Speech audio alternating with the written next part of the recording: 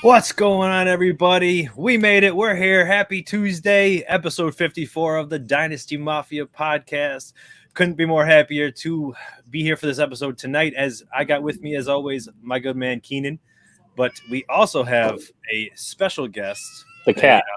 The cat. massive guest. My cat. She Yeah. doesn't want to get out of the way here, as she's also ruining my entry here, my introduction and everything for me here. Now she's got me flustered. Well, we got a great guest today. Jeremy Populares, why don't you introduce yourself after I did our to introduce yourself? Tell the people who you are, buddy. You are struggling. On the struggle bus. But yeah, no, you guys can find me on Twitter at PopesFFH. Pretty much a lot of Twitter content there. Write articles over at FTN, Sports Gambling Podcast, and just on Twitter, roaming the streets of Twitter, creating chaos. Yeah, if you are have been with us for a while now, you guys recognize Jeremy. He is definitely our most celebrated guest. So I don't feel too bad about ruining that introduction. I've done it a few times now, but I will still blame my cat. I'll give you an A+ for the name. Most people, always butcher that. So, oh, dude, I can even spell it. You'd love me. One of those nice Italian names. Sprinkle it, right? Paisan. Keenan, how are you tonight, buddy? Yeah, I'm good. I'm good. Watching a little bit of basketball here. Watching my Warriors dominate my Mavs. My two favorite teams that I liked watching this year. So both very good teams. But yeah, I'm doing well, man. I'm happy to be on with Pope. I haven't seen Pope in a while, but I'm ready to rock this show, man. Let's do it. Yeah, it's going to be a great show, and a big reason we do have him on.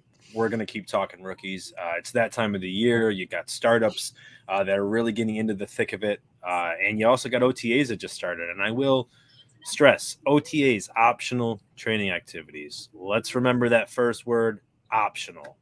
That is a big thing, especially when you're getting worried or having your trade talks or people are coming at you talking about negative things towards a player. Don't worry too much about that. But again, we are getting into the OTAs. We are getting into startups. We have Jeremy here to talk about the rookies. We're going to give you a lot of good information about the deeper rookies, the 2, the 3, the 4th round players, maybe even some 5th round players that, if you go that far, that really could impact your team either this season or the following season. Because as much as we look at this draft as we started out, guys, it really wasn't, I think on the outside, seen as a really good draft. It was in between last year's class and it's in between next year's class. And some people just really started to forget this year.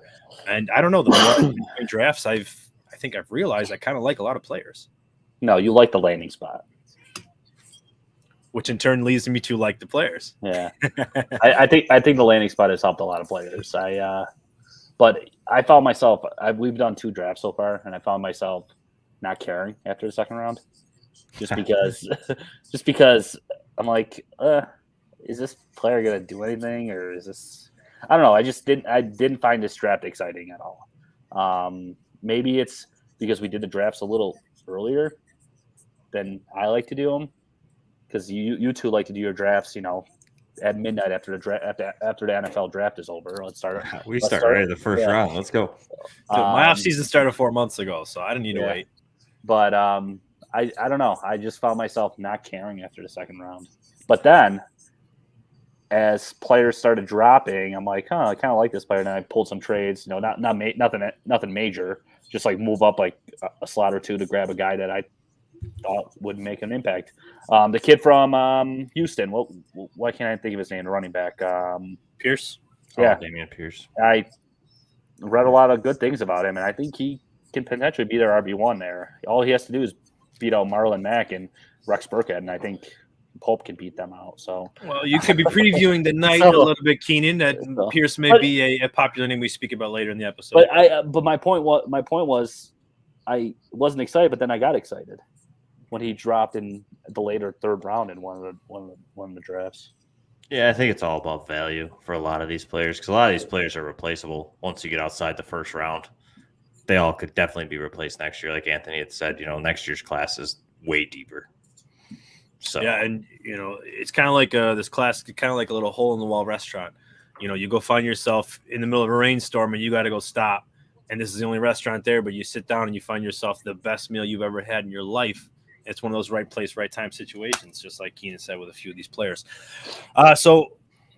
We do have a lot to talk about tonight. We're probably going to ramble a bit too, because that's just, again, what happens when you have someone like Jeremy on here. And again, for those of you who were not listening, this man loves the rookies. This man is very big into college tape. So there aren't many people out there that do grind more than him. So please do not take his words lightly. With that being said, did you guys know that Jalen Hurts is the godfather of A.J. Brown's daughter? When was she born? I don't know that. In the last couple of years, probably. I didn't know that, but I find it creepy that you do know that. Does It's that interesting change? that it's happened a couple of years ago, and now they're together. Oh, yeah, no, it didn't happen in the last couple months. They were actually best friends. They were before the trade even happened. And when I found that out, my likeness for A.J. Brown went up. Did that change your for likeness, you guys at all? Your likeness for A.J. Brown went up because he was the godfather of Jalen Hurts' daughter? I believe in chemistry.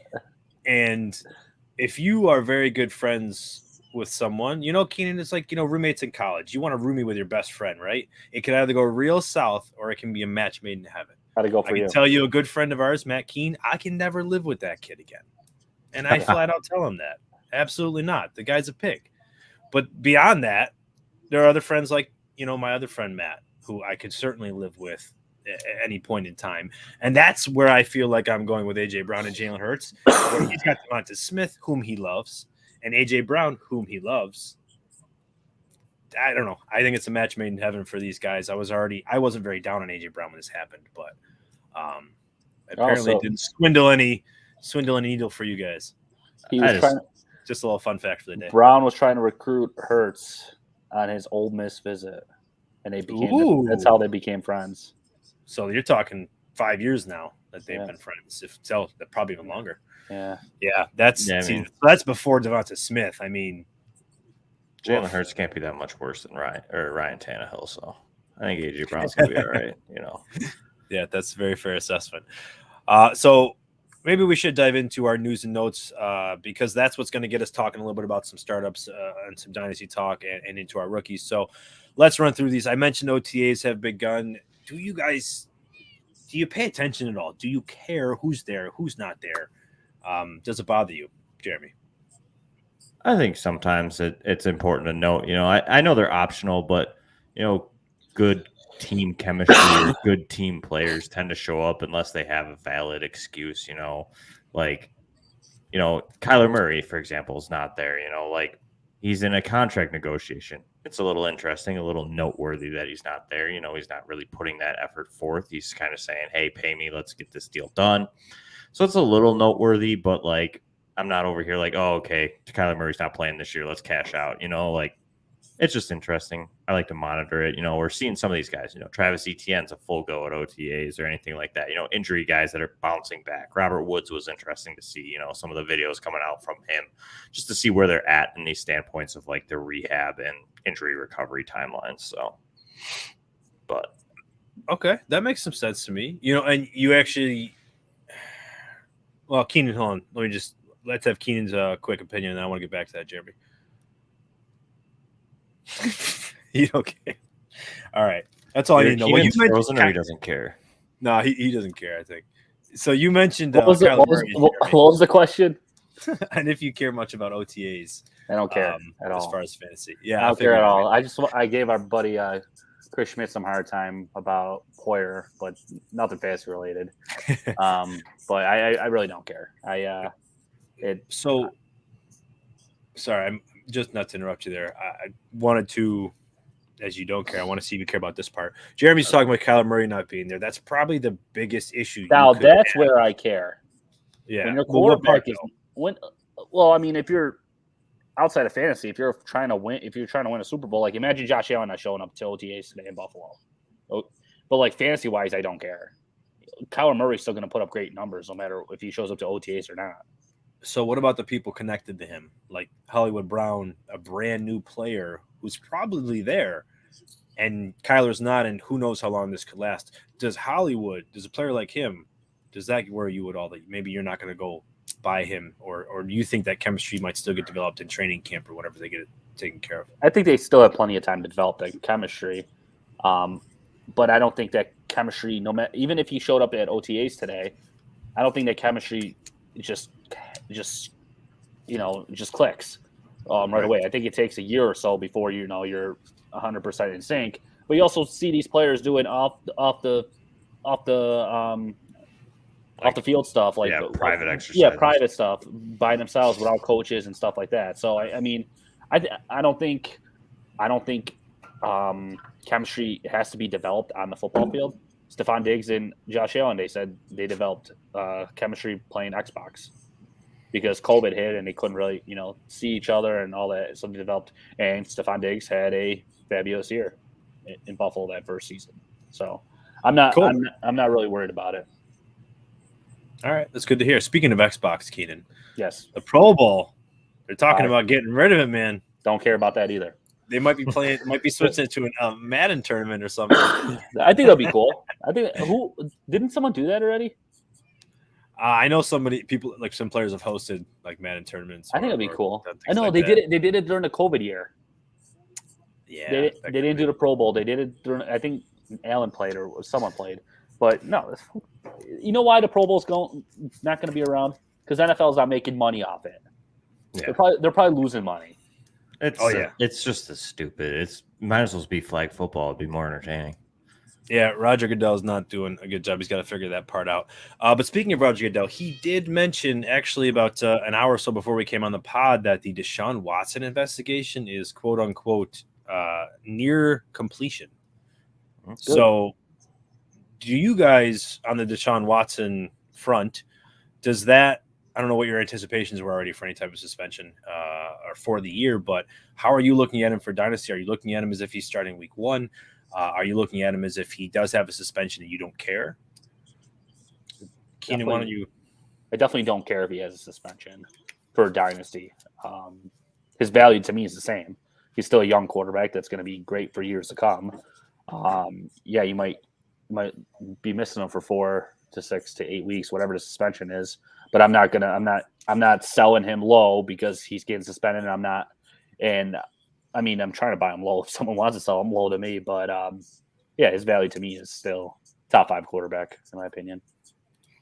Yeah, I don't think the value should change. It shouldn't weigh your needle really in any direction. I mean, it's been built into his cost for a while now as this suspension. I mean, he didn't even play all last year, and he was impossible to trade for back then. Yeah, the cost has never changed. Back then they still garnished what he was worth. A top 5 to top 10 quarterback for fantasy. His values never changed because everybody knows what Keenan just mentioned. He's a young quarterback who is proven he's a top 5 quarterback for fantasy. So, yeah, I anticipate him to miss most of the season. Most the whole season, really? I would anticipate that. I've heard that there's a lot of things that it's been going to be pretty heavy. But I've also heard things that it's not. So I think 6 to 10 seems about right, but he's probably not going to be very viable for you for fantasy this year, unless it's obviously like we mentioned, if it's Tom Brady, if Tom Brady gets suspended for 4 games for taking some air out of a ball. Yeah, but they don't care. That's Tom Brady. Yeah, Robert Kraft probably owns half the NFL. We just don't know. I don't know. Like we said, we've seen some crazy suspensions and some not, so it's hard to know where he's going to go. But like I've said, I've heard some heavy stuff, so kind of anticipating it to be heavy. So if it's not, I'd be surprised. And I'm just glad. Good for fantasy, I guess. Yeah, that's my point. I was going to say fantasy related, outside of off the field stuff, whatever happened. We don't really know. We're not going to get into it, but I'm glad as a fantasy player, this is over with. We can move on with him being a fantasy football player. Whatever happened in his personal life happened, but that's it. All right, that's fair. One of the former Browns, Jarvis Landry, found a home in New Orleans. We heard some information on Michael Thomas potentially having a setback, and he might, miss a little bit more time. So now we have Jarvis Landry in there. We have Chris Olave coming drafted as a rookie. How do you guys feel about Jarvis Landry for fantasy purposes? Is that a player you could see being a wide receiver too? Do you think he's one of Jameis's top options? Pope.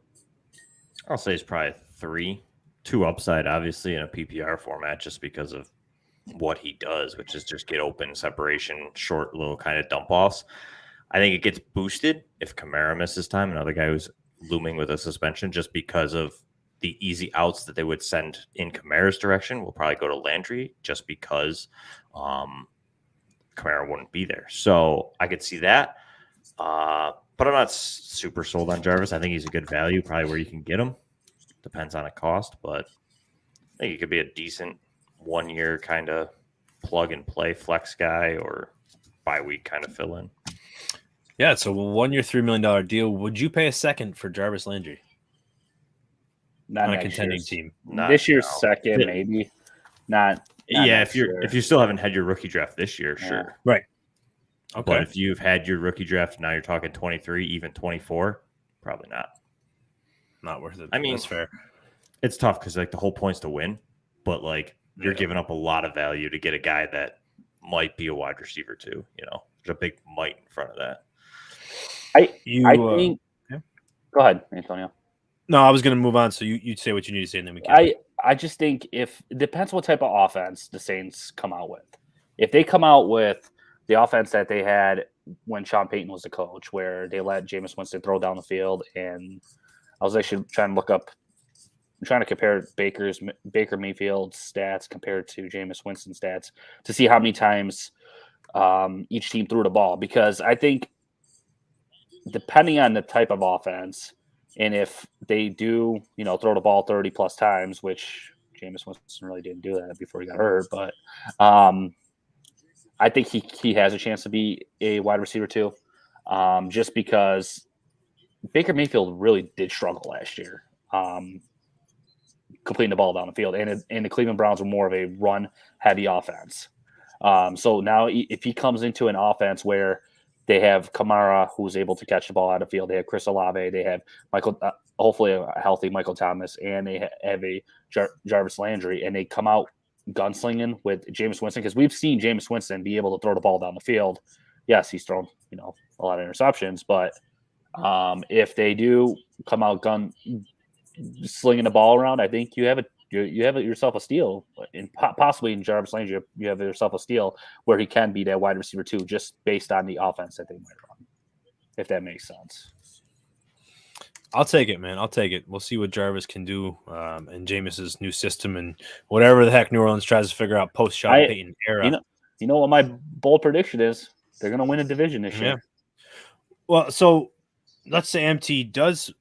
Well, I mean, it's probably going to rest a lot on him. But before we move real quick, are you paying a first this year for Michael Thomas? Probably not. Or if so, how high would you go? Top 5 for sure.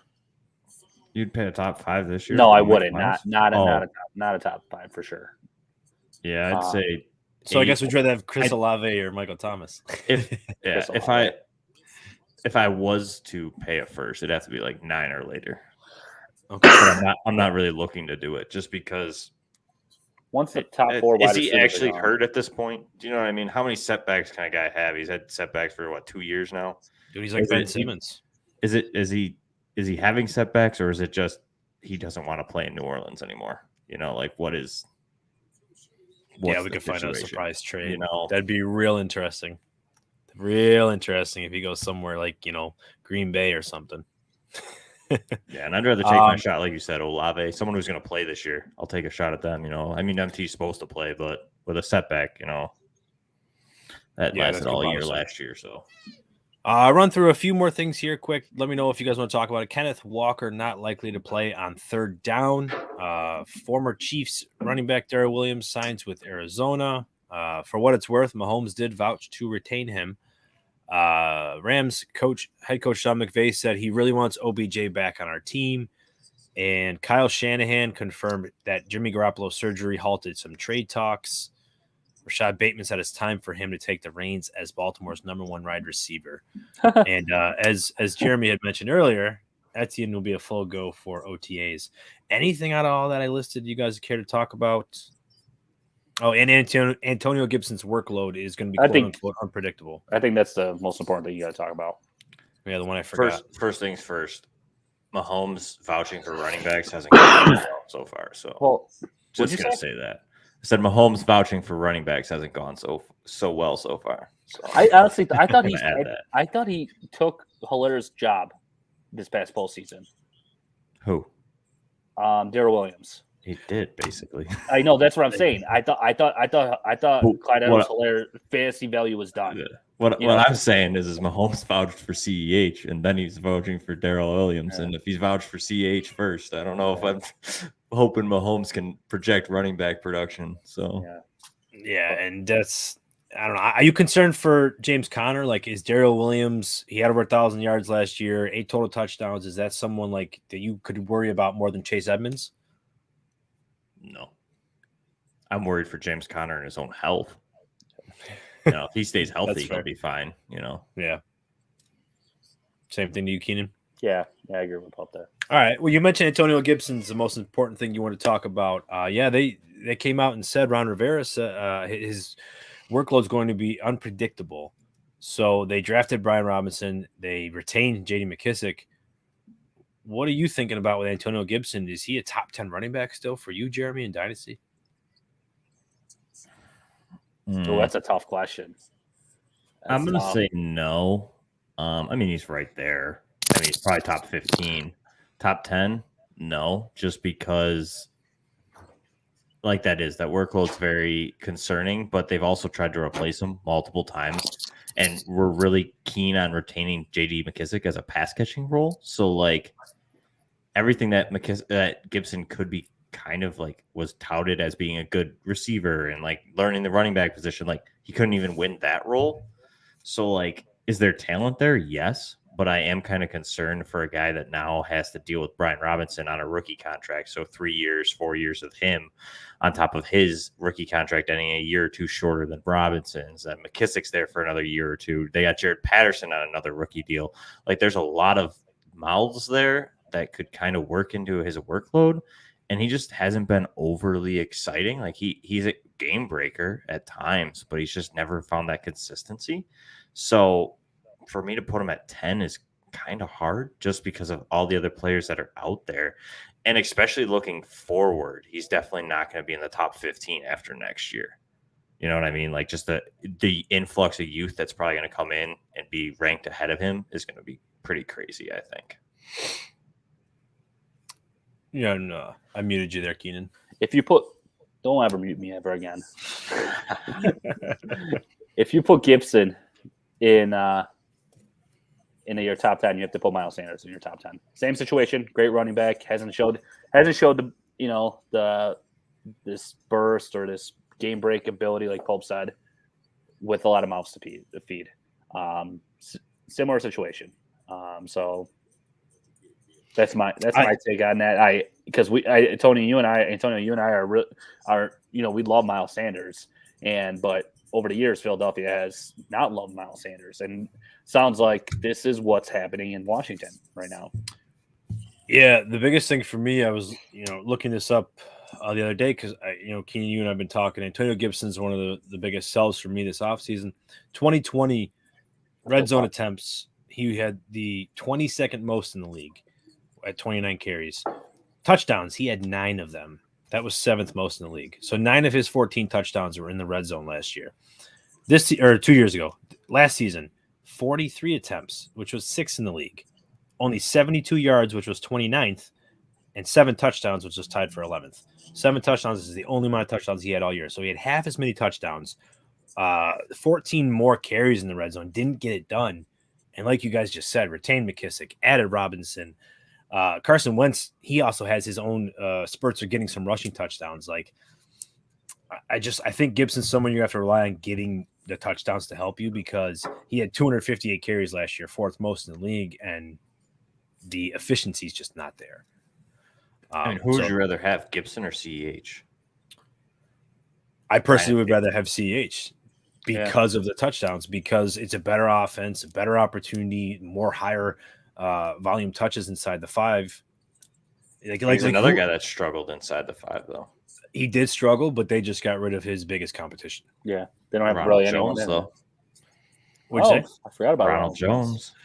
Yeah, you and I knew he'd come up eventually. because you and I were talking a bit about him. I'm just saying, you know what I mean? Like Ronald Jones is a talented running back. I mean, he's more talented than what Gibson has to deal with. You know what I mean? Personally, I think. Is it? I think so. Brian Robinson isn't that great. I mean, Jared Patterson's just undersized, and J.D. McKissic's just good at one thing, and that's pass blocking and catching the football. Well, I don't know. J.D. McKissic. So you're pretty high on Ronald Jones then, huh? I mean, or not pretty high, but higher than most. I think that I still think he's a decent running back. I mean, he's better than those guys that we just mentioned. You know, you're telling me you'd rather have Brian Robinson than Ronald Jones in any form of fantasy or even like an NFL team, you know? No, but Ronald Jones has burned me in the past, and I'm not going to do it. I know. I know. You know, I'm open for getting burned. Trust me. I'll just take all of them every time. I'll just keep taking it. You asking that same question, though, would I rather have Robinson than Jones? No, but it's the same answer I gave you for CEH over Gibson. You know what I mean? It's just anything. It's just tough. Anything connected to Mahomes, and now that they lose Hill, who also had rushing touchdowns, I wonder. You're right. Who's going to break that through? And CEH's biggest issue was always third down pass blocking. Ronald Jones, why did he get over Fournette at times? Pass blocking. So, I mean, Fournette's really, really, really good at pass blocking, but in the beginning it was a competition. So you're right, Jeremy. There could be some opportunity for Ronald Jones.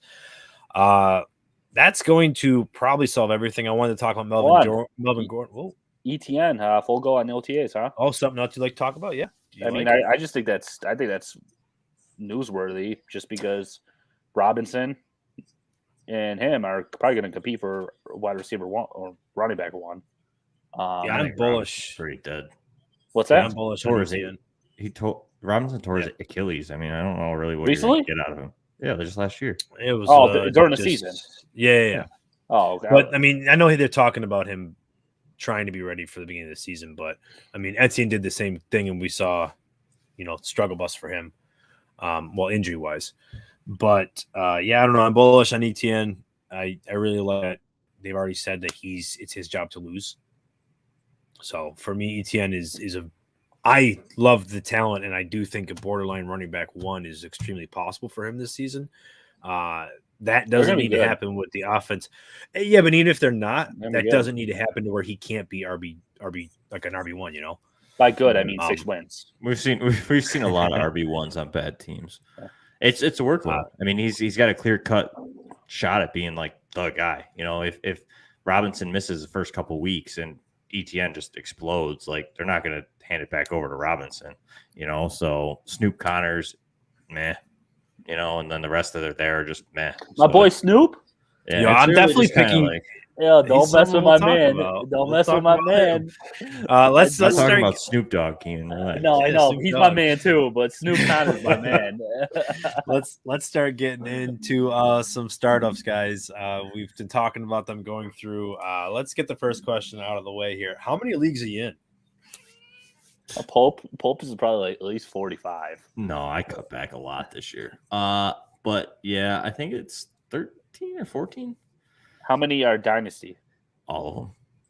Whoa. I'm not counting redrafts right now. We won't count that. Well, no, I count them. Well, that's for later. That's 5 months from now. I mean, I'm in 13, but that's counting redraft leagues. Dynasty's a lot of work. It is. It is. It's too much work, and I have some teams that I look at and I go, "Oh God, I should have paid attention to this team a little bit more."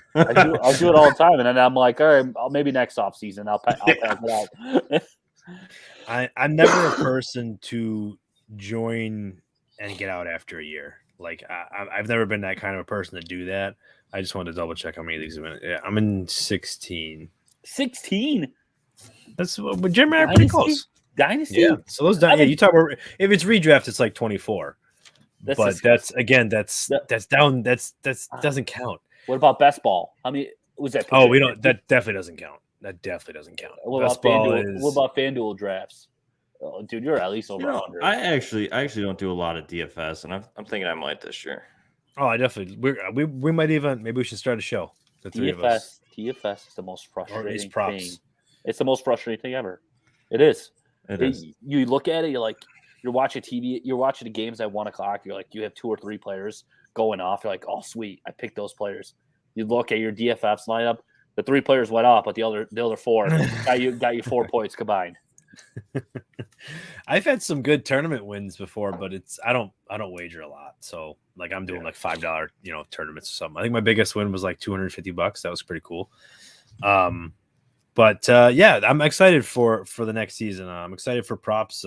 Gambling is becoming a bigger thing. It was legalized for us in January, so that's been pretty big for props. And it'll help us get a better gauge. To be honest with you, for fantasy purposes, like I know people listening may not see it that way, but Vegas is right for a reason. Like that's why they're the house, and you actually can use that as a very good gauge for certain performances. I was able to do that last year.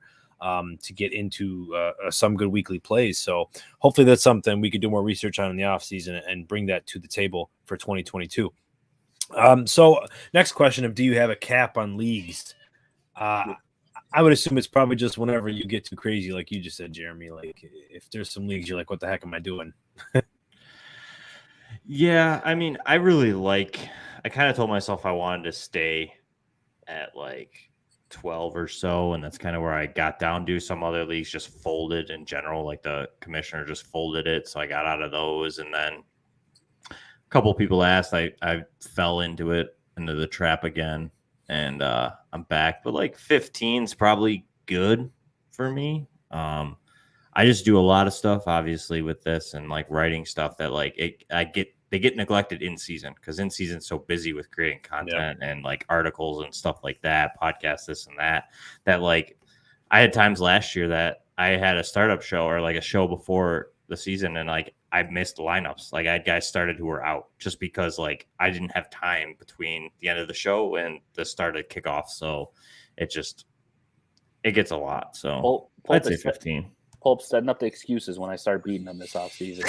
You see that? You see what he's doing? Just because my team's bad. It's the truth though. Like a lot of people join in the off season forgetting how busy it can be come Sunday morning or whenever you have to do waivers for 20 leagues. And that's why you'll see a lot of people that are in 1 year and out. And my personal advice to anybody, if you don't like to be in your league, if you're not active in your league, don't be afraid to leave it. Just leave. Just let everybody know, hey, I'm sorry, I don't have enough time for this. Get out, because I'll be honest, they're going to find somebody that can be more active. They're going to find someone that's willing to do it. It is so easy these days to fill a need, any holes in your league. So, I mean, if you got it, yes, sir. You try to leave my league a few times, and I'm not letting you. So, yeah, dude's got ball and chain locked on me. Yeah, mine's supposed to start Friday, and I don't think half the league's even answered about when the draft was going to be. I'm excited for that. I'm excited for it. I just keep seeing the thing tick down. I'm ready. Just drop the draft. My thing is, I like to join leagues where I know more than half of the people personally. I don't like joining leagues where I don't know anyone. I just like to. I mean, you guys are in a few group chats with me. I like to, talk crap to one another and, and make fun of each other. And when you don't know someone like that beats half the purpose of the fun part for me. I want, if I win a fantasy league, yeah, that's good. That's all, that's great. That's a bonus to me. But to me, it's, enjoying a hobby with my friends. So, I mean, I'm in five dynasty leagues, and that's with actually 6. The one I only know Big E and you, Antonio, and there's like 50 other people that I don't even know. Well, that folded, so you're all right. It folded? Where was I? If it didn't, I might be missing a lot, because I think I took that off my sleeper list. Like I think I put it in my archive or whatever. Stop. Okay. I told one person that I was leaving like a free league that I got in last year. And then like I was on the clock and they were all tagging me, and I was like, dudes, I left this like 4 months ago. Yeah. What are you even talking about? You should have just drafted. You should have just drafted and then left. I'm in one of the Scott Fish MFL leagues. I don't remember what it was. Well, because I was in it. I'm not in it anymore. It's some type of a Champions League thing. But so I got my name changed last week. Like my team name changed to a clown and an image of a clown. And I came in last place. So I thought maybe the commissioner did it as a joke. I knew the commissioner. He was a friend. And I messaged the group chat and I was like, hey, did someone change my name? And nobody knew what the fuck I was talking about. Oh, sorry. So the draft starts. And right as I'm on the clock, my pick gets traded. And players are off my team. And I'm like, dude, what is happening right now? And come to find out, my team was apparently replaced like a month ago, and I had a chance to renew it in February, and apparently I didn't renew it, and I thought I renewed it. Looking at my dashboard on this website, through LeagueSafe,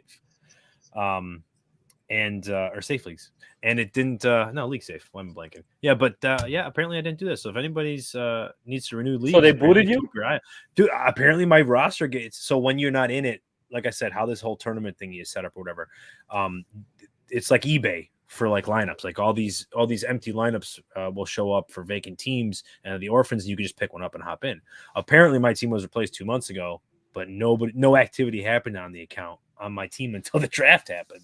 My question is, how are you looking at the roster still? Because it was still linked to my account apparently. So I don't know how that happened, but I emailed them and they said, yeah, you didn't. We tried 3 times to contact you and you didn't renew. So what did they send, an aerial pigeon? It's they should have, because they sent emails that I didn't get. They could have sent you a message on the WhatsApp or whatever. Dude, I don't know. Well, actually, so there's not a commissioner in that league. So the person I messaged who I thought was the commissioner was not the commissioner. They said no. It's you gotta take it up. Why with I don't join leagues like that, right there. Yeah, that's why you're in too many leagues sometimes. You don't know your rules. So make sure you know your league rules. That's another tip. If you're in many leagues, know those league rules. You don't want to find out after you draft someone that it's a point per carry league. Speaking of point per carry leagues, you guys ever done one? Do you like them? Do you care for a point per carry? Do you care for any leagues that are different, like tight end premium or deeper rosters for starting lineups? Do you have a certain limit you kind of like to be comfortable in? I'm open to a lot of things. I like tight end premium. I think that's kind of fun. I feel like it's standard, like Superflex tight end premium is pretty standard nowadays. I'm in one that's like a 2.5 tight end premium because the guy messed up when he made he messed up when he did the settings. So like instead he wanted it to be 1.5, but he did premium 1.5, so it made it 2.5. So yeah, tight ends are pretty hot commodity in that league. So that's pretty fun. Point per carry, I don't really care for, but you know, I'm open. For those who aren't sure, tight end premium leagues are just premium leagues. You get a bonus on top of that traditional half or 1 point, PPR league. If it's 0.5, then it's 1.5 per tight end catches. So it does tend to make them a bit more valuable and kind of even keel all the skill positions, I guess. Supposedly, I mean, I just started getting into Superflex tight end premium leagues, and I mean Superflex in general. I just got into within the last year or two, and the quarterback values are drastically different. Like that's the thing. That's my biggest fear is trading a quarterback in Superflex. I'm going to be honest, because I'm so afraid of making the trade and finding out I should have got more. Yeah. And that's why it's tough because even people just don't want to pay it sometimes, like if you have people who play that don't know Superflex values, like they sit there and they think, well, he's not worth that. And yeah, in a one quarterback, he ain't worth anything, but in Superflex, he's worth everything, because having 2 starting quarterbacks or 3 is a very key part of Superflex. Yeah. I was just talking with someone and I have Tom Brady, Matt Ryan, and Justin Fields. You're talking to me in my Superflex. I was talking to someone about a trade, but I was talking to Keenan about this, and he offered me Josh Allen for Justin Jefferson, Cam Akers, and Justin Fields. And I was like, and a 4th. Don't forget about the 4th. Well, he was giving me a 4th round pick with Allen. How nice! How nice of him, right, Paul? It's a 10-team league, and that's the thing too with 10-team, 12-team, 14, etc. The higher the players, the more valuable the quarterbacks are. Because in this 10-team league, well, that's only 20 quarterbacks being started. I got an option for 12 more quarterbacks each week, or hope that there's less. That means that there's 12 guys dispersed among 10 other people. So it's pretty easy to have a 3rd quarterback on your team. You should make that possible so you're not hurting yourself. But that also decreases the value of someone like a Josh Allen or Mahomes, because they're not as valuable in a 10-team as they are on a 12-team, because you could have more options at players. But what do you think off the cuff hearing that offer, Jeremy? Is that too much or too little for Josh Allen, or just enough? Because Justin Jefferson finished 80 points less than Josh Allen last year, and then you add Justin Fields and Cam Akers. I mean, I'm not huge on Justin Fields, so I don't care to move him. Cam Akers is obviously concerning because of the Achilles, but he looked good in the postseason. Yeah, he looked all right. That's still a lot. for even as much as I love Josh Allen, for a guy that we really don't know, like, what is he going to be this year? You know, with Ken Dorsey coming in, it's going to be a whole kind of a new offense. Like, you could argue that Dable kind of made Josh Allen good, you know? So, like, he made him good, but he's not.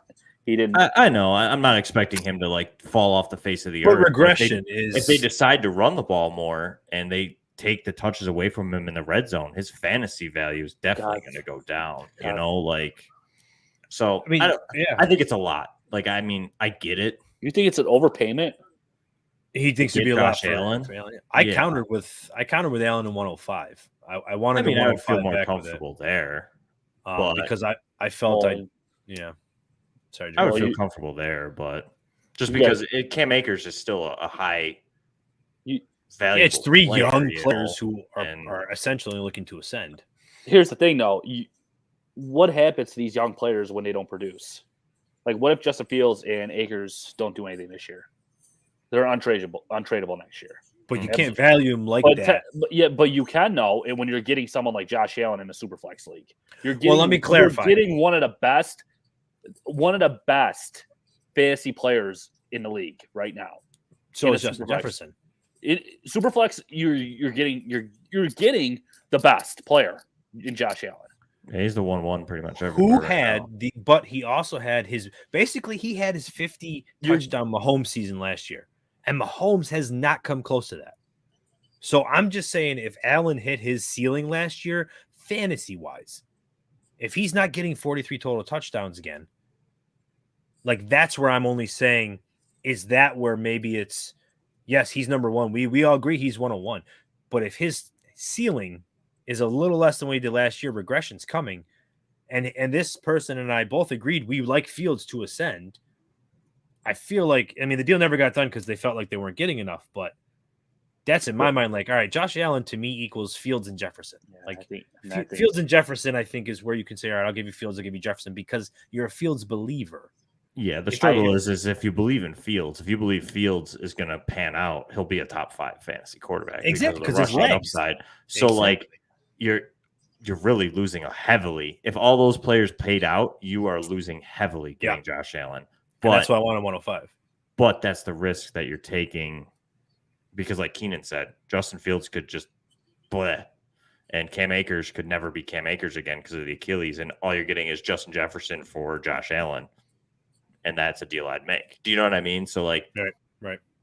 But that's why you can make those deals because someone's willing to take on the risk that these guys are going to pan out or not. You're getting a player that's impossible to replace. This was rebuild versus.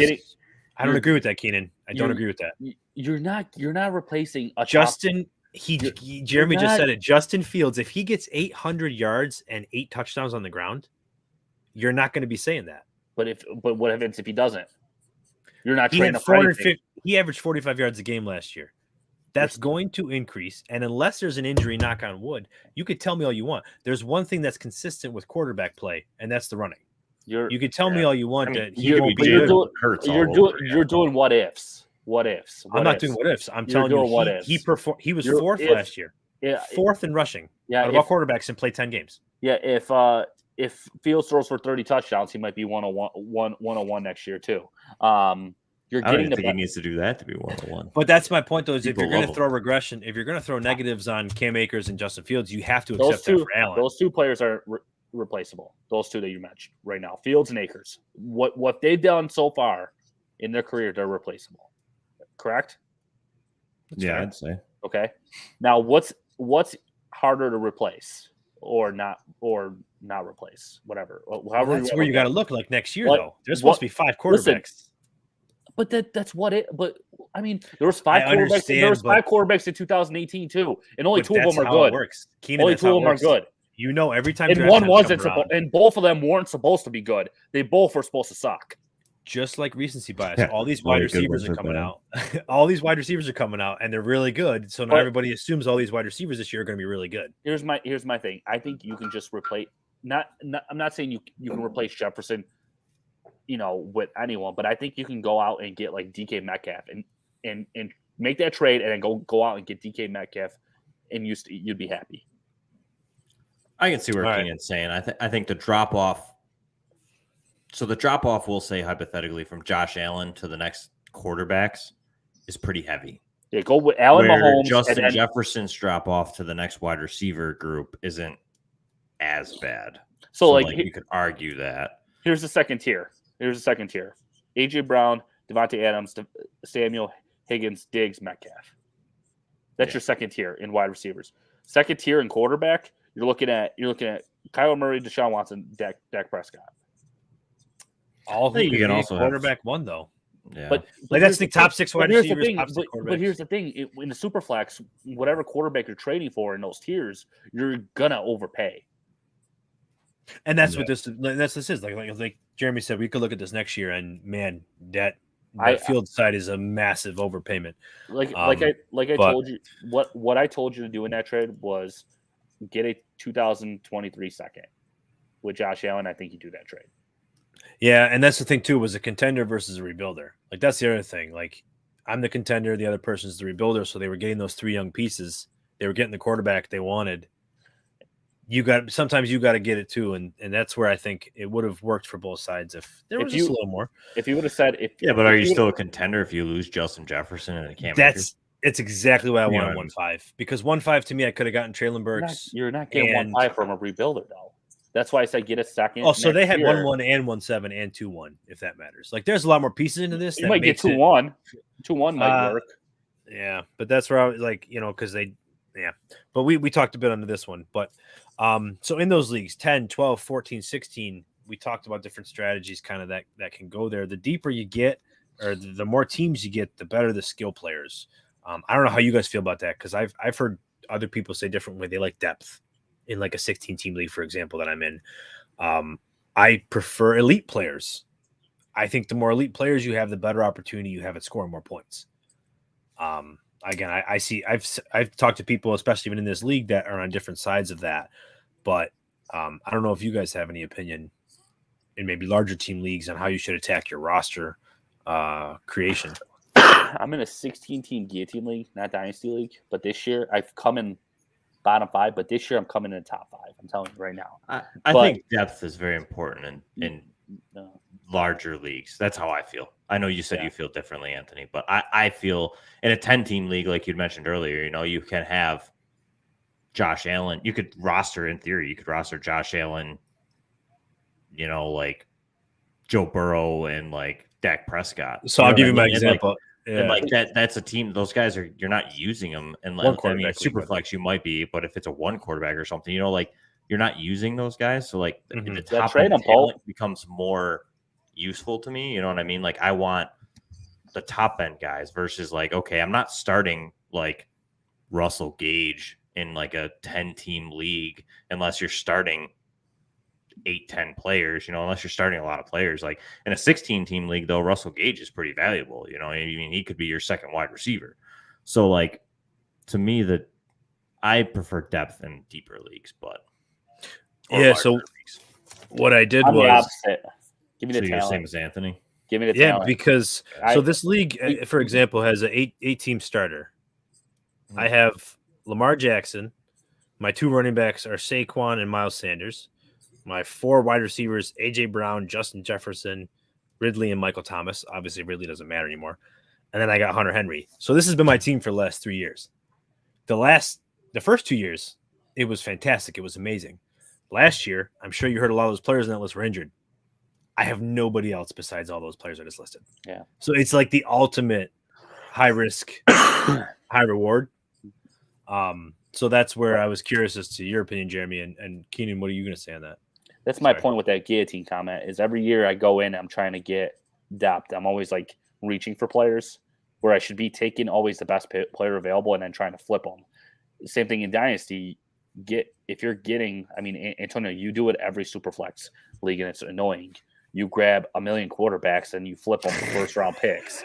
It's super annoying because these idiots pay you first round picks for quarterbacks like Carson Wentz or Ben Roethlisberger, who is not going to be in the league anymore 2 years from now. And was I right? I was right. But that's the thing.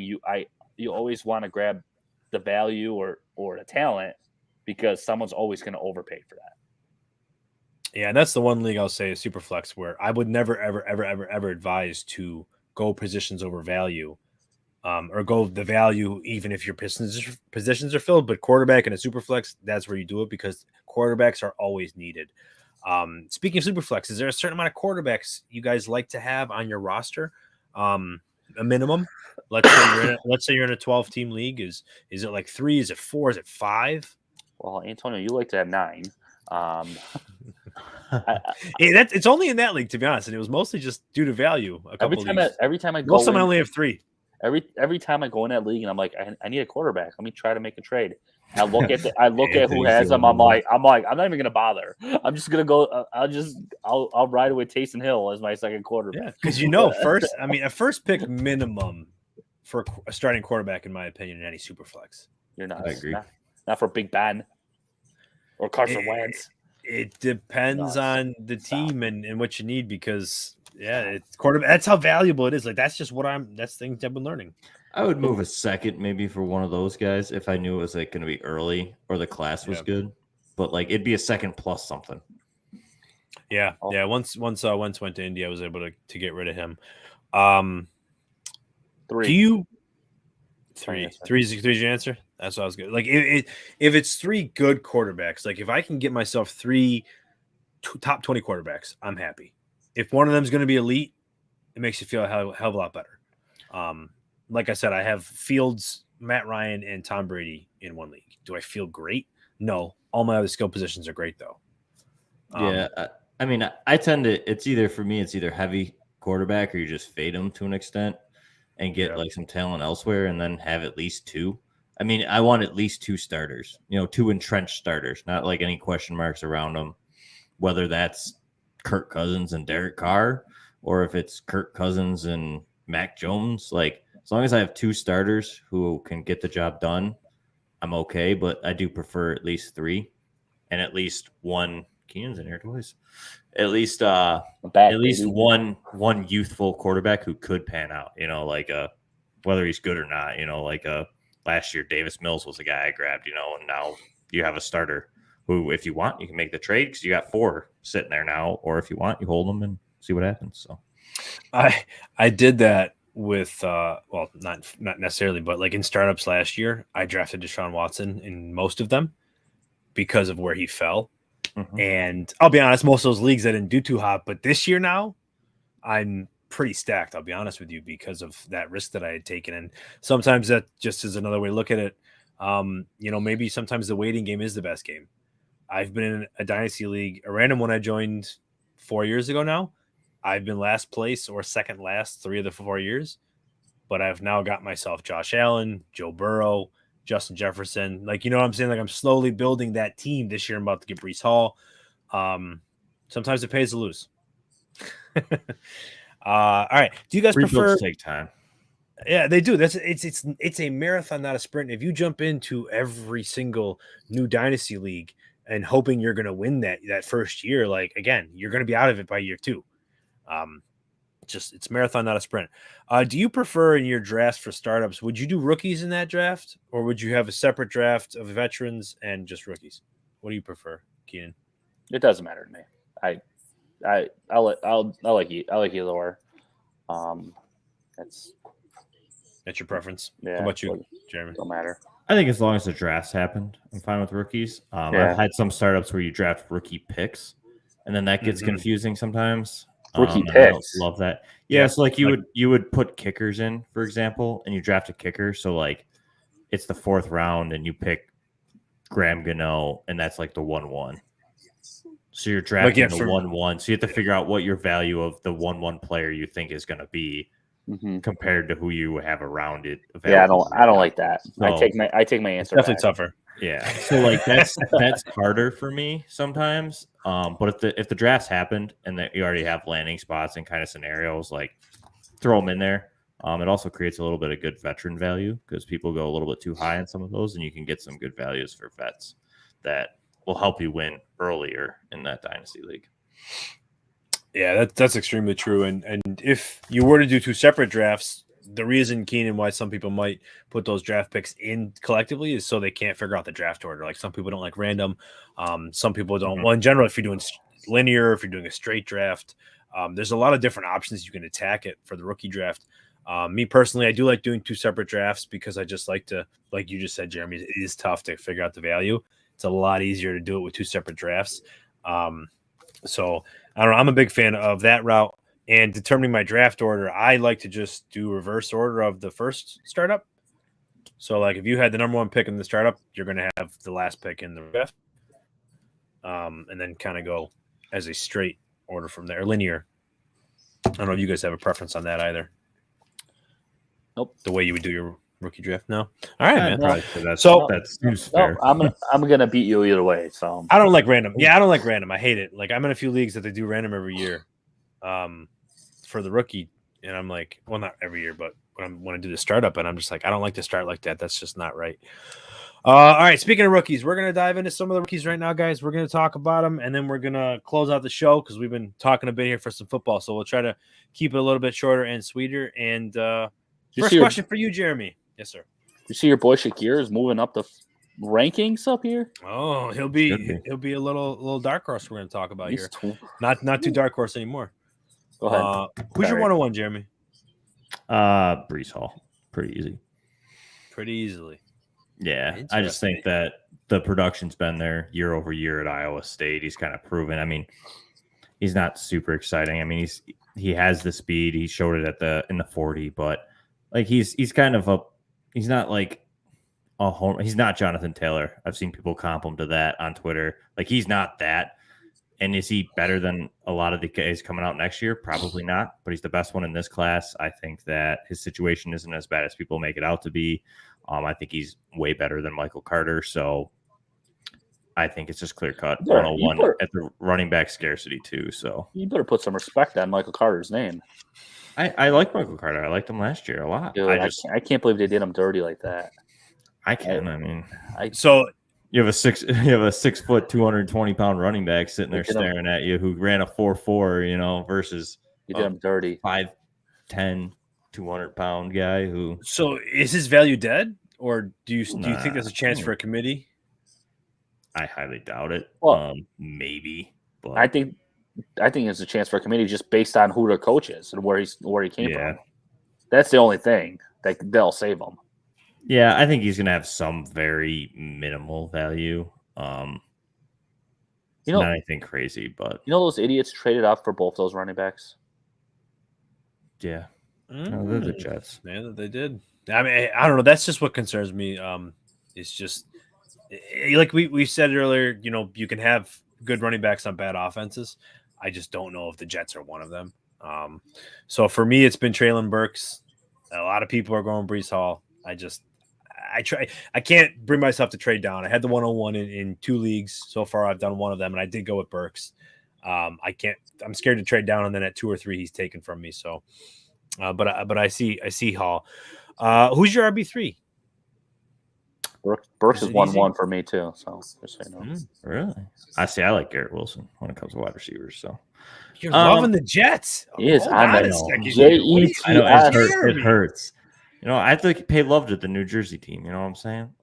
Oh, goodness. Yeah, only real New York team, baby. Yeah. Bills. RB3 is a Bills player. I still like James Cook. I like James Cook prior to the landing spot. I had him in my top 5 range there. The class is pretty weak. I like Rachaad White a lot too. I just think that James Cook got drafted for a specific role in the Bills offense. I also don't think the Bills love Devin Singletary, and they don't love Zach Moss. So there's a route that he could kind of start to take a lot of touches away from those guys and have a pretty big workload.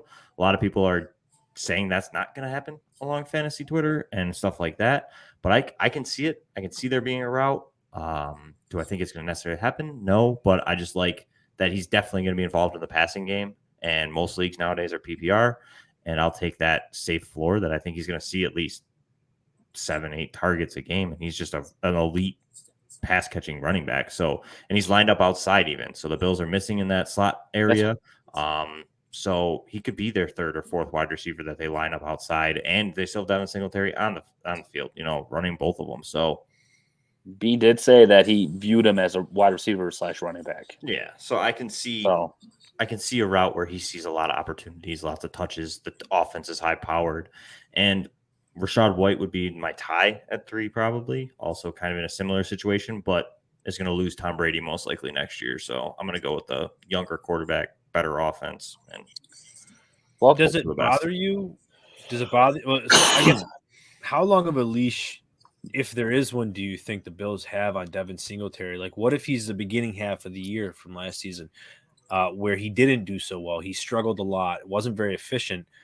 Do you think that there's a short leash that Cook might be able to take over the full reins by like a week 5 or 6? Yes and no, because I've seen them rotate all the time. We've seen it. We're all Bills fans. They rotated Zach Moss even when he only could get 1 yard. They just have had that tendency to rotate.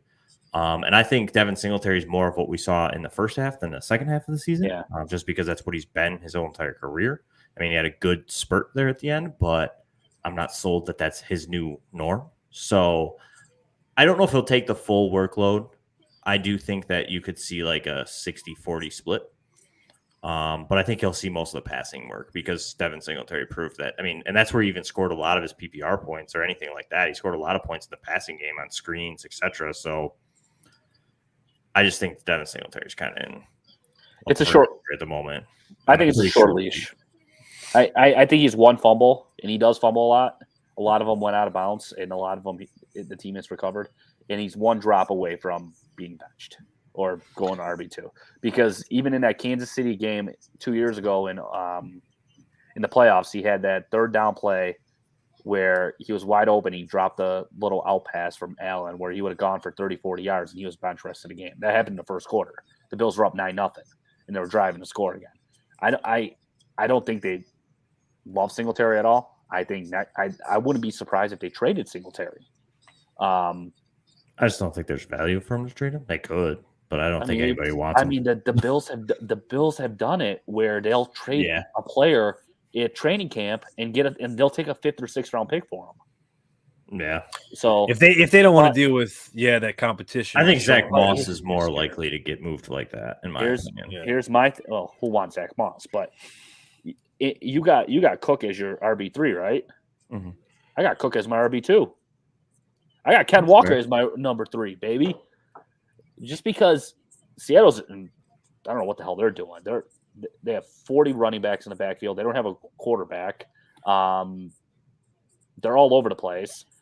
I don't see Pete Carroll being there after this year. So the new coaching staff's going to come in. They're going to rip that whole team apart. So who am I going to side with? Am I going to side with a team that's stable and is competing for a Super Bowl, or a team that's going to start rebuilding after this year? Yeah, the Kenneth Walker pick was very interesting in the draft to begin with for that team, just because of where they're at. But I still think Kenneth Walker can take all the work. I mean, Rashad Penny, quote unquote, an OTA's overreaction. Rashad Penny already has a hamstring injury. So, you know what I'm saying? And they paid Chris Carson, though. They paid Chris Carson last year. Yeah, but Chris Carson, I haven't even heard anything since the neck injury. I didn't think he was coming back. And I mean, there's rumors he is, but like. And he did come back, didn't he, during the season? No. Yeah, they're worried he might be retiring still. He better not. I got some stocks in him. He better not.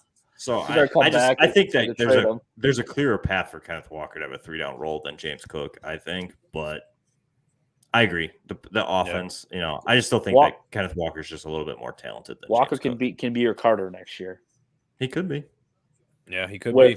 Where Cooks can be, a very good option on a very good op. Yeah, I highly doubt the Bills replace Cook, but yeah, and I think the way to look at it right now is when you're drafting, Walker is the home run hitter. Like you just said, Cook may be the safer one, but also the one you can't see possibly exploding. Like we can see it, talking about here going through that, but a lot of people, like Jeremy said, fancy Twitter, they aren't seeing a breakout for Cook, which could be very valuable leaving him at 3 because I don't think that's going to change. I think that's the 3 you're probably going to see throughout the offseason staying where they are. I think a lot of people have Rashad White at 3.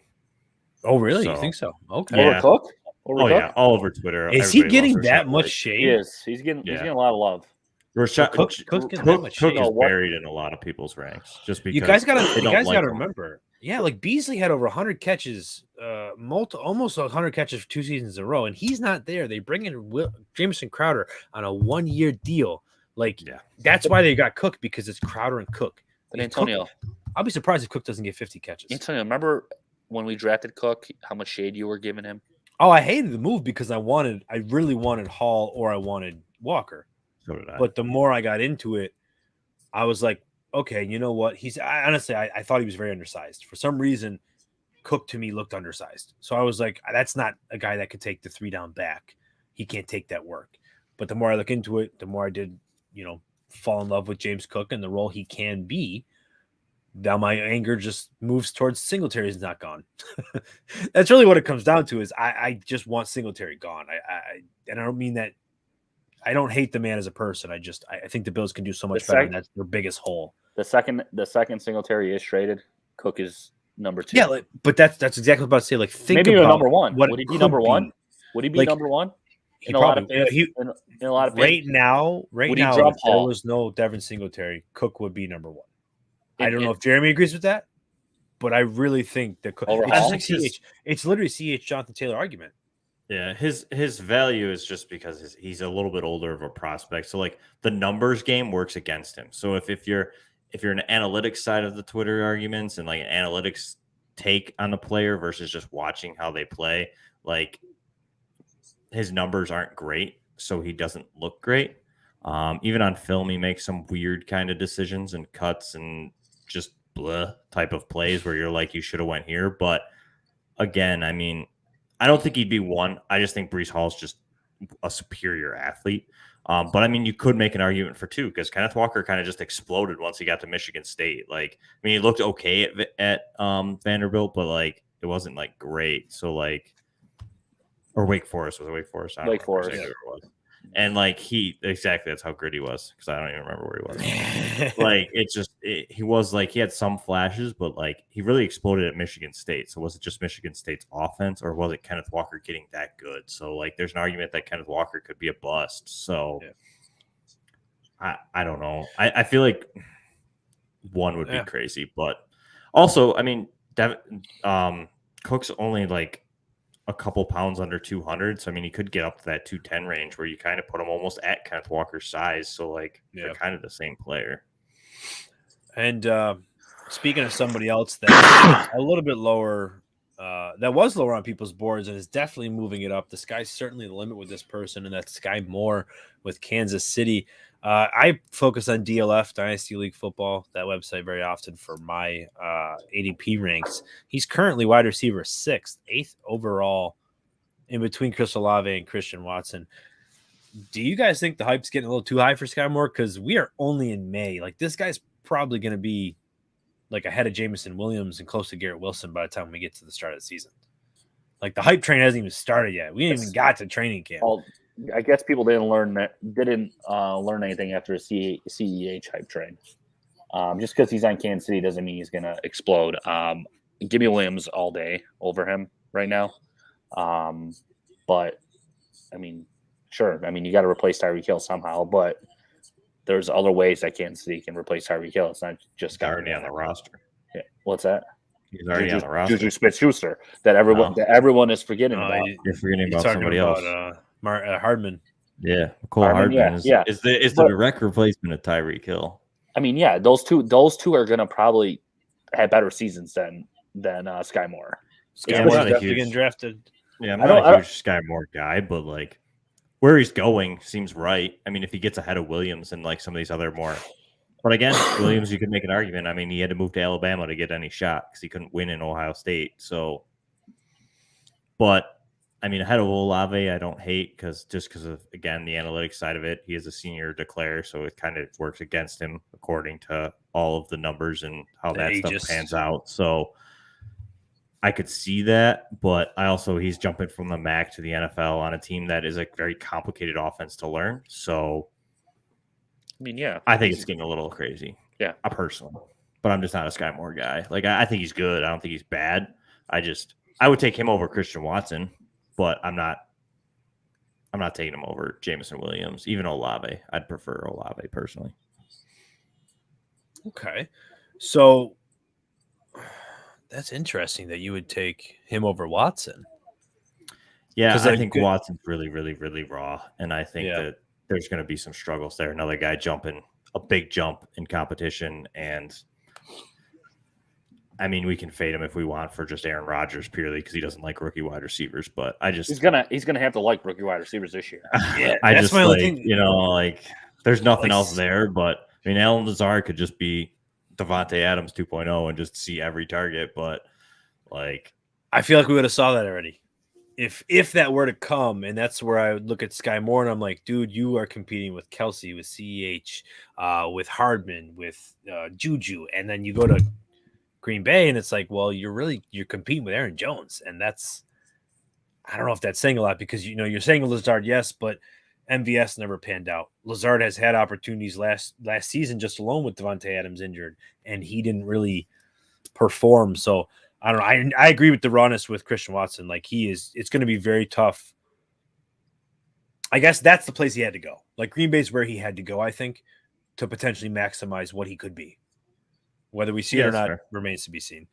Let's dig in a little deeper, Jeremy. You already mentioned Rachaad White, who is mostly a second round pick now, but the fourth running back coming off the board, or the third to some people. Now, who is somebody that's maybe even deeper than that, like third, fourth round? Like you talked about Brian Robinson from Washington earlier. Who's someone in that range that you really like that might be coming out? So there a lot of these guys I feel like are 1 year rentals. Anybody this late, you're talking like a 1 year rental just because of how good the class is next year. Obviously, they could not get replaced. There's that option. But I do think a lot of these teams you might see them replace. You have 4 to 5 backs possibly next year that are better than all of these guys. But Tyler Algier is the guy that I think leads this just because of his landing spot. He did do pretty well at BYU. I know he had over 1,600 yards last year, 979 after contact, 69 forced missed tackles, and he led the nation or the 2022 class in touchdowns rushing at 23. So there was production. He also lands in a spot that they immediately cut Mike Davis after the draft. So there's obviously a clear plan to use Tyler Algier, I think. He only has to compete with Damian Williams, who is over 30 years old, and Cordell Patterson, who they've already mentioned that they want to use outside on the perimeter a little bit more than they did last year, and saw his running back role get cut down in the back half of this season. So there's a path that I can see to immediate production that can at least give you a return on a third round pick this season. Next year, I think could be a different story. But I do think that he's a guy that you should probably target just because he is still early third. So if you're getting a starting running back in the third round, even if it is for 1 year, I think that's well worth that pick. Awesome. That's good news on Algier. Did not know a lot of those stats. What about you, Keenan?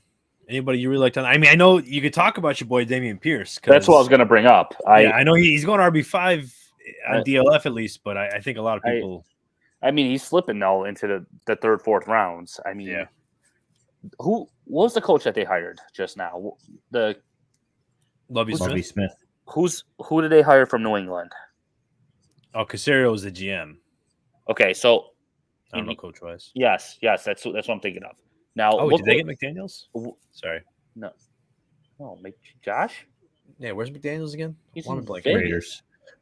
Raiders, there we go. What Thank the you. heck? Right, dude, I'm blanking. I was just talking. Did you see that? Yeah, never mind. He comes from New England, their general manager, right? And what does New England have done over the years? They developed young rookie running backs that have produced. Ridley last year, Harris, I guess Stevenson. Yeah. Did I say Ridley? Why did I say Ridley? I have no idea.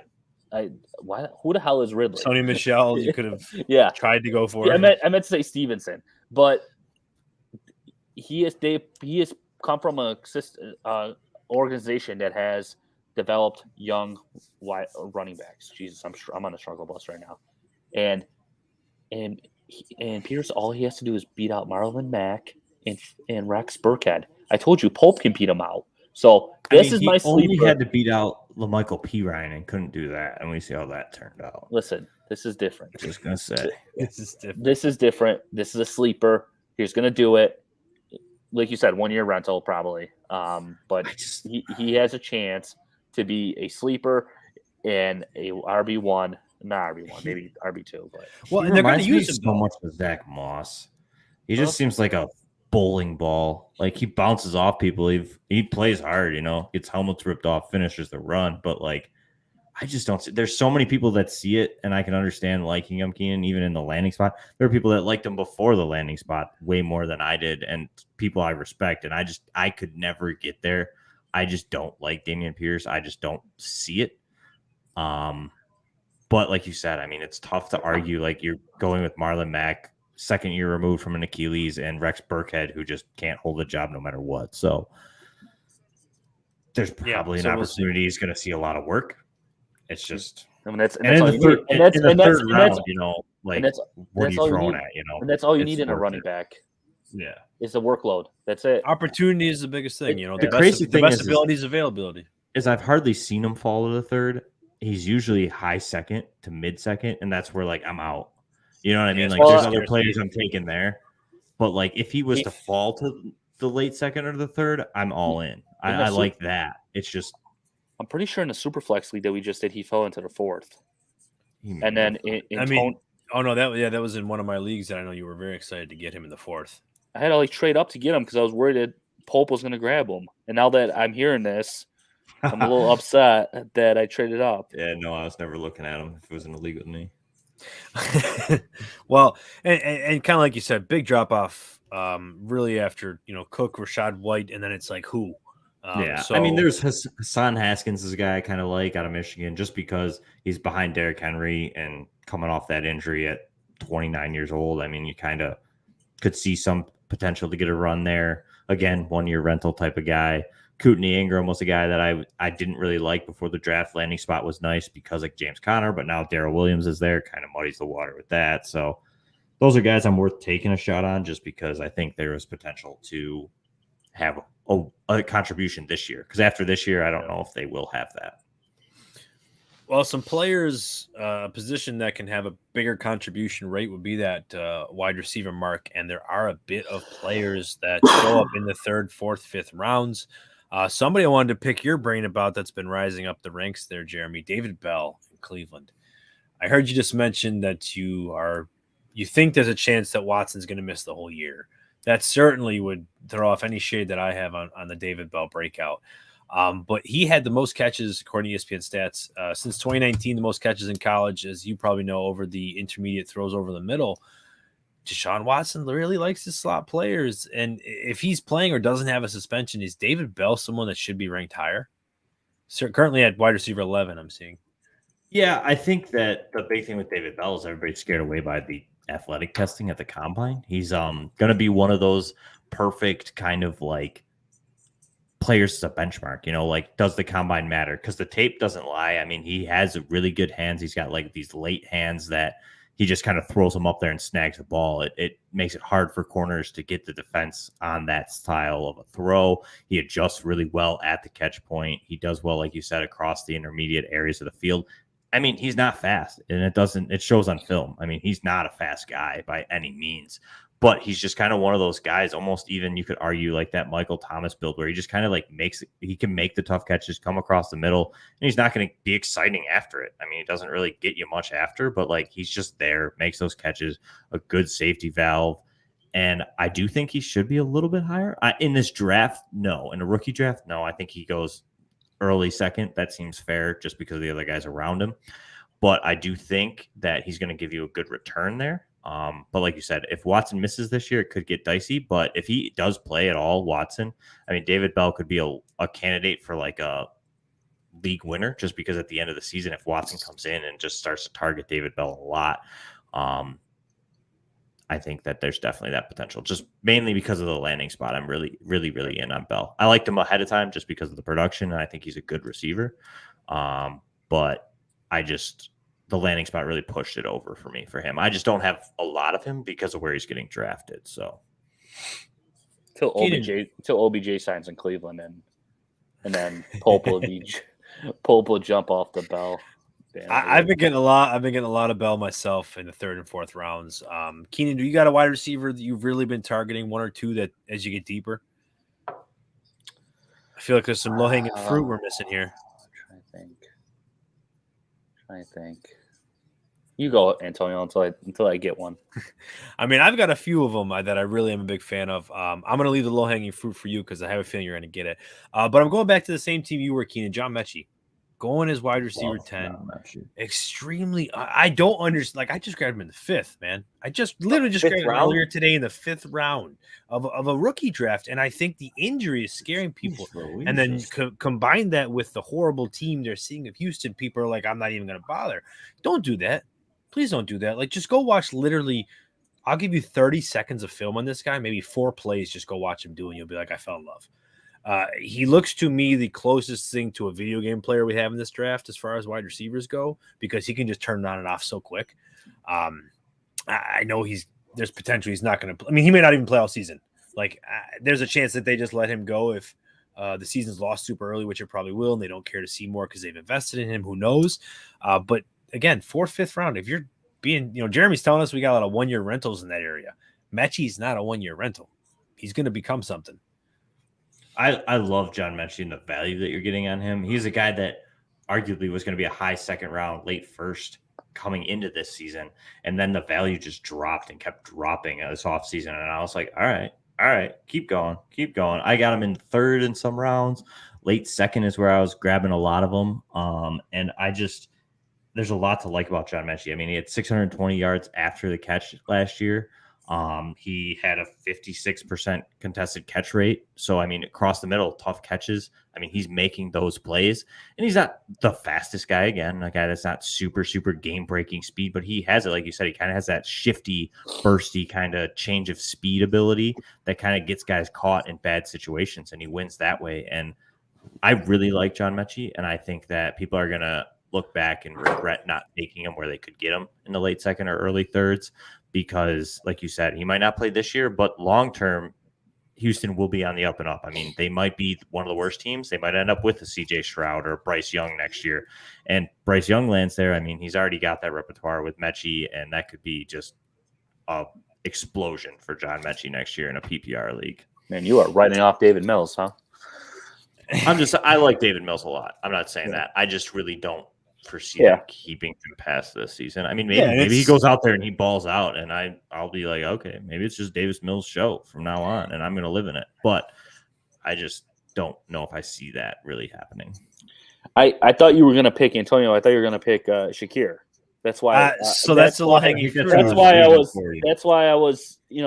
I didn't want to take your guy, but I mean, someone that's in a offense like Buffalo's and the speed that he brings, and he had a great year last year. Was it Boise State or BYU? One of the two. Was it Boise? Boise. Yeah.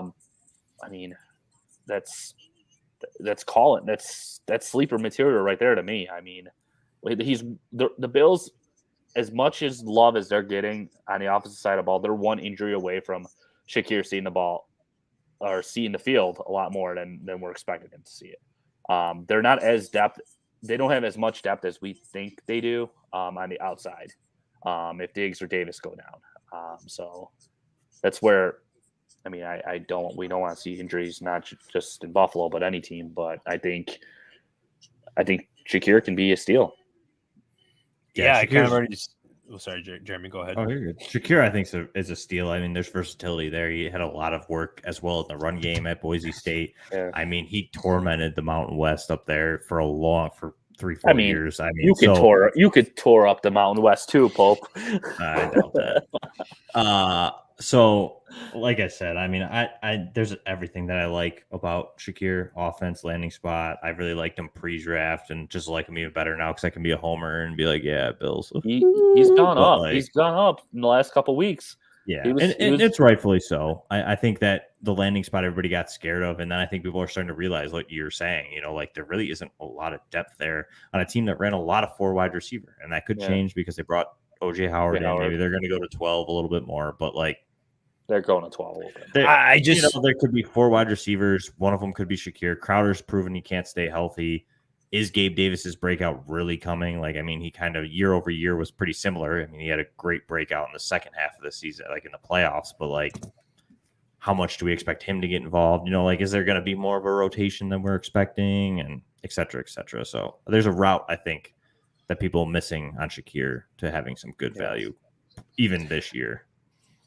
went from like yeah. late 30s, 40, early 40 ranking to 29th now on Fantasy Pros. Yeah, but I'm just not understanding why it's not higher. Like, so we're talking about Sky Moore. Yeah, he was drafted in the second round. I get it, but we're talking about all these miles that have to be fed. And then Khalil Shakir comes in, and he potentially has less miles in an offense that's equally or greater. I'm very surprised that he's not higher right now. I want to talk about one more player though, Jeremy, just in case you don't steal him before you get one. And Sky Moore played in a freaking MAC. Like, he's not like you went to like this great college like Alabama or something where you have to give him respect. Hey, Antonio Brown played in the MAC. The MAC and the Mountain West are kind of like the same. But that's my point. Even out there. But those two, that argument, you know. That kind of helps Antonio's argument though. Like, both are coming to a great offense. They both got one of the best quarterbacks. There's a lot of mouths to feed in both teams. But Sky Moore's going in the top 8, and Shakir's going in, the fourth round.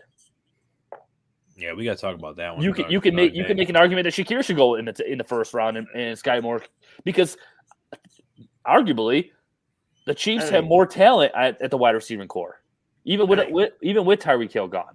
It comes down to, again, a lot of the age, the numbers, the analytics. He's another late declare in Shakir versus junior declare in Sky Moore. So there's a lot of the numbers work against it. As much as I hate to be a numbers guy, like, you really start looking into some of the numbers on some of those things, and like, it's outstanding how like crazy those numbers matter. How like a lot of the fourth year, like you start to look at it, like, it's crazy how it's actually true. There's hardly any outliers. So. And I'm hoping to talk about an outlier that's another senior player. I talked about Antonio Brown going to the MAC, and, he did really well, one of the best ever. Well, the same team that he played for and drafted him just drafted somebody else. And I'm not talking about George Pickens with Pittsburgh. I'm talking about Calvin Austin. I'm very excited for what Calvin Austin can bring to the table for Pittsburgh, mostly because they are just a wide receiver factory. And they just pump those dudes out left and right. Yes, they had Big Ben for a while. I understand that, but the offense is still going to be the same, and they have a statue back there that's pretty similar to what Ben offered. But Calvin Austin's 5'8", might be 5'8" on a good day. The dude is fast as hell. He is extremely quick. He doesn't have a lot of the crazy, I'm going to turn it from 0 to 60 in a matter of 2 seconds. But he has that ability to do so, especially if you give him space in the backfield. But I just think he has a chance to honestly outwork George Pickens and become that wide receiver 3 in the slot. And I mean, he went to Memphis where Anthony Miller played. Anthony Miller showed to be a very good route runner, kind of polished coming out. He just unfortunately got put in a bad situation.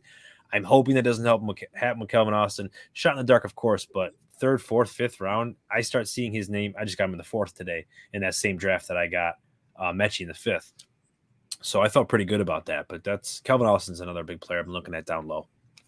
I'm not as huge on him. I think he's just a little bit too undersized. He reminds me a lot of just kind of ending up being a gadget type player that doesn't Russell turn Gage. out a lot into fantasy value. Like Russell good Gage. NFL player, but Russell Gage is bigger So than that. he blew up the combine. That's the thing. But I was looking at somebody else's numbers that was kind of similar. Is he? Yeah, he's big. Yeah. He's a big dude.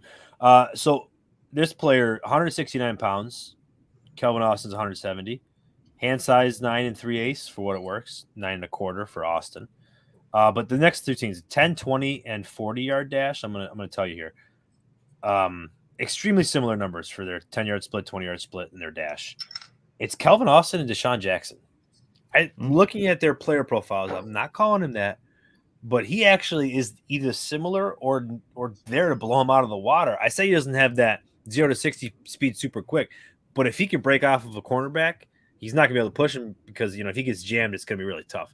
But if he can run a slant route, or if you can get him in a nice wheel route, or like I said, give him space, he could be gone. And that's what Pittsburgh does really well. We saw Chase Claypool do it last year.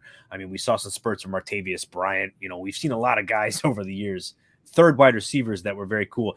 We just saw, I'm blanking on him, they drafted him 2 years ago, James Washington. Or they drafted him, 3 or 4 years ago. But they just keep having these retreads of players. So George Pickens is going to be the first one drafted for Pittsburgh. Just keep your eye out for Calvin Austin. And Jeremy, I'll let you kind of round us out here with some deep running backs or wide receivers. Yeah, one I'm not super sold on, but Danny Gray is interesting. Out of SMU, 6 foot 186, 738 yards after the catch, another burner.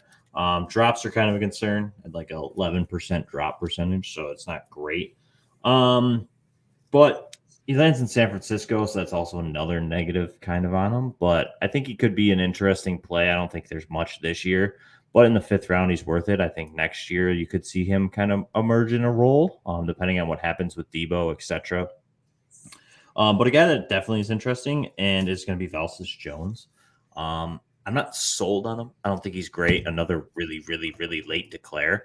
But I mean, he lands in Chicago, where, I mean, really he's competing with nobody. I mean, it's Darnell Mooney. What is it? Byron Pringle. Like, there's a bunch of just no-name guys who haven't really panned out heavily. So I feel like Velsus Jones with this good separation is going to be something that Justin Fields is going to really like, because he does tend to, it's going to kind of be someone similar to what he had in Ohio State, the guys that create a lot of separation quick and fast and can get those out routes. So I just think he's going in like the 4th and 5th round. And I just think at that point, who else are you really going to get there? You're going to get a guy at a running back position that's going to possibly be replaced, where Velsus Jones might get you some return right away this year. And you're wasting a 4th or 5th round pick that's a real dart throw on a guy that could end up being pretty valuable for a year or two at the NFL level and get you some flex plays or some weekly fill-ins early on. So it's just interesting. I really like the wide receivers fall off quick for me in this class. So there's not a lot that I like late. So I'm just kind of like any of these guys that have a pretty clear path to some type of production, I'll take a shot on. I'll take that, man. That's fair. And I liked a lot of that info. I hadn't really heard much about Velus Jones, so I'm excited for him. Hopefully there's a lot of good names you guys were able to just hear too. I know I think we probably talked about 10 plus between the running backs and wide receivers of some pretty good value in the 3rd, 4th, and 5th round. I know we talked a lot about just Dynasty in general. We just hit an hour and a half on the episode, so I apologize. We did go a little bit long. We actually meant to do this episode yesterday. Jeremy was extremely gracious and courteous to us. A man who doesn't have much time was able to give that to us, so we very much appreciate it. And do you want to remind everybody else where they can find you? Yeah, you guys can find me on Twitter at PopesFFH. Written work is at FTN and Sports Gambling Podcast Network. Awesome. And you can find me at Antonio Denisi FF, Keenan at Keenan_716, and the pod at Dynasty Mafia _FF. Make sure to check out the website, dynastymafiapodcast.network. If you're checking us out on YouTube, hit the subscribe button, ring that little bell, give us a like, helps us out. Get notified whenever we're on there. See our beautiful mugs. You get to see Jeremy's awesome accoutrement of his jerseys and helmets and everything with that background. It's looking beautiful. Yeah, Gotta work on my wall. You can't even see my damn jerseys. Yeah, but they're cool. I can tell who they are. You got DJ Moore, Calvin Ridley, and 23 is. It's a tough one because of the blue. Yeah, it is. But it's Cam Akers. Yeah. Love my Cam. There's a lot of toilet paper on both of your walls. Rude. All right, come on. Up. We'll talk about this when DeAndre Swift's like RB3 this year. We'll talk. Oh my god, dude! Everybody on your wall, I'm so excited for. Calvin Ridley, RIP, but I still love you. I still love him too, but anything closing out here? Anything closing out you got for us here, Keenan? The Warriors are getting blown out. Yeah, these playoffs sucked, man. Don't even have to watch the basketball game. Keenan's just gonna give you the ending. It's over. It's done. I've never seen the NBA playoffs this bad. It's just been so bad. I was telling Jeremy the NHL playoffs before this was the same thing. Yeah, it's crazy how they're doing it, man. We can't get a win here. Yeah. But no, I got nothing. Usually I got something clever, but today I got nothing. But thanks, Paul, for jumping on. Appreciate it. And Swift better not be RB3 because I just traded him. Oh, you're not gonna be happy. All right, man. Jeremy, we appreciate you very much. We talked about that trade. You like that trade? I know. No, I know we did. It was, but I like Swift. Definitely, we'll save that for another show. Thank you again for coming on, my friend. Appreciate everybody for listening, and we'll catch you all soon. Mafia out.